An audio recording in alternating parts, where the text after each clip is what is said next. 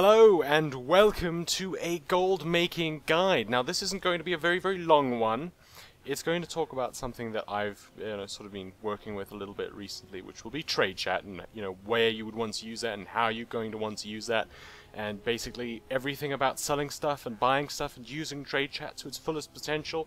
And as this is sort of me getting back into the gold making series, I also wanted this to be a sort of more special video, so I have in my bag something that some of you may want. Now, there is the tiny problem of the fact that I can't give this to you guys on the US. It's not that I have anything against you, it's just that the EU and US realms are separated, so unfortunately I cannot give this to you. However, I do have a sky golem for those of you on the EU realms, and I am willing to give this thing to one of you. So basically, unfortunately it does require level 80, so maybe you'll have to like hop on with a Death Knight, level up to 80. It shouldn't take you very long, and then you can have it, or rather I'll give it to you, and then you can level up to 80, and then you could just use it straight away.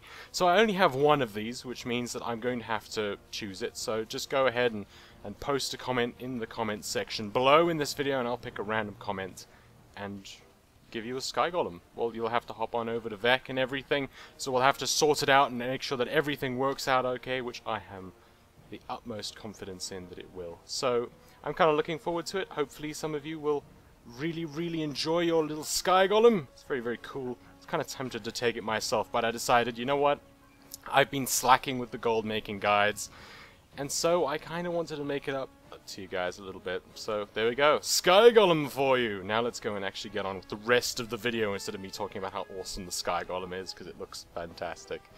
Anyway, so I'm going to be talking about trade chat in this video. Now, trade chat is really there for the big items, generally. That's what I tend to use it for. We'll go into a little bit more depth in a second. But mainly, what you want to use trade chat for, the big money items. The stuff that it's actually worth you spending your time on trade chat trying to sell. Or bulk. Big or bulk. So basically one really big thing, or lots and lots of little small things.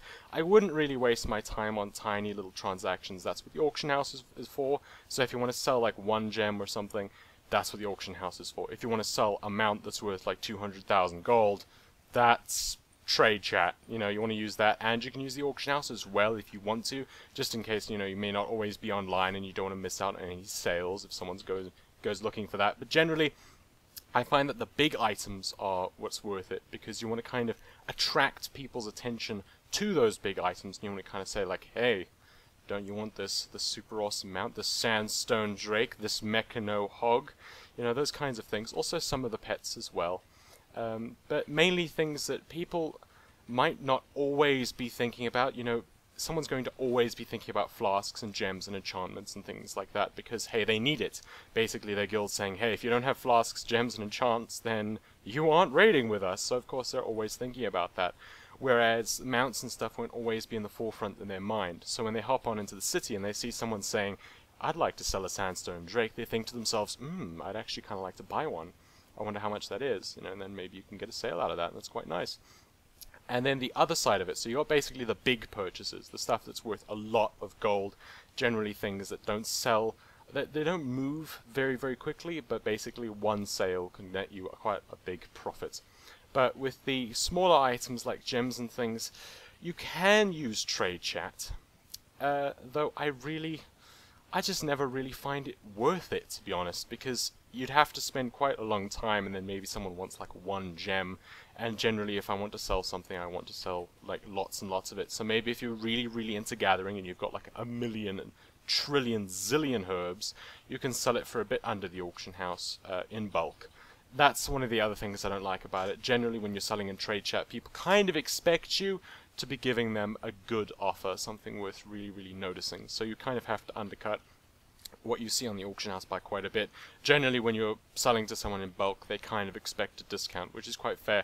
But I would say with small items and things like herbs and ores, buying is good. So you might not always want to be selling those kinds of things on trade chat, because generally you won't be getting the best deal for yourself when you're selling, but when you're buying, you will get a good deal, because of course then the undercutting works for you. So, for example, if someone wants to sell a whole bunch of ores, or maybe there's just a whole bunch of people out there with a little bit of ores and put them all together and you get a whole bunch of ores, you're going to be getting a whole bunch of ore, or herbs, or whatever, for a really, really good price, and that can really, really, really help you if you're prospecting it, or whatever it is that you want to use it, you know, for. So it's up to you, you've got to go looking for what you need, and then you can generally get quite a good price. I mean, you can basically just sort of hop on when you're online, post in trade chat saying, you know, I want to buy these ores, you know, maybe Mists of Pandaria ores, so if you've got any Ghost Iron ore, you know, let me know, any Trillium ore, all that kind of good stuff, then go and hit me up with a Whisper. That's kind of what you'd want to use it for. Generally, I'm not sure if some people really know how to ask things on trade. Sort of, you've got two main ways. You can either keep it nice, short and simple, which is basically WTB, want to buy, and then the items, and then at the end, /W me, so, you know, whisper me. So that people can just sort of be like, okay, short and to the point. Or you can try to attract people's attention with something kind of humorous or just strange, just really, really, really weird. It's up to you what you want to do with that, and it's totally up to, you know, your sense of what you think would be funny or what you think would attract people's attention. Or you can just keep it simple. Maybe you can make a little macro. It's pretty easy to make a macro for that, /m macro. And then you can just go and you can create a new macro. Let's say, let's call this one trade, spelt wrong again and again and again, and then you can type /2, want to buy, and let's say Ghost Iron ore. Right, you could save that, you could slap it on your bars, and you could click it whenever you want to. I'm not going to put this because I'm going to be logging out of this character once I've done this, and generally when I post in trade chat, I want to be on for a little while, so at least give people a chance to try and whisper me, and the last thing you want is to be asking people to sell you things or trying to advertise for something, and then you get someone who's like, wow, that sounds great, let's do that, and then they whisper you and they get the lovely response of that player is no longer online or no longer available, and they just go, well, that was a waste of time, let's not do that again. So generally, if I'm going to be using trade chat, I'll be sort of hanging around a bit. I'll kind of use it when I hop onto this character because I am very lazy, and maybe I'll go and I'll post some auctions and then post a couple of times and trade. Don't spam, remember not to spam, you don't want to make people angry with you.